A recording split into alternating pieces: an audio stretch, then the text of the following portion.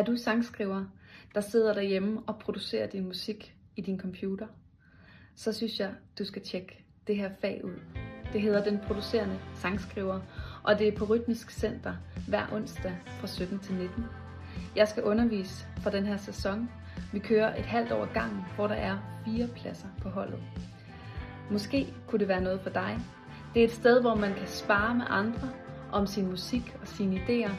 Det er også et sted, hvor man kan blive præsenteret for nogle dogmer, der leder en i en lidt ny retning, end man måske havde set før. Og hvor man kan virkelig lege med det her håndværk, det er at producere, og også det håndværk, det er at skrive tekst.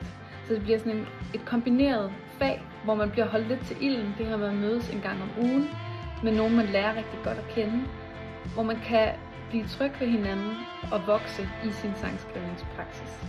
Jeg håber meget, at det kunne være noget for dig, eller måske kender du en, som du tænker, det sender jeg lige videre til dem. Måske er det noget for dem. Det håber jeg, du vil gøre. Og hvis der er nogen, der har spørgsmål, så skriv til mig. Det bliver mega fedt. Jeg glæder mig til det.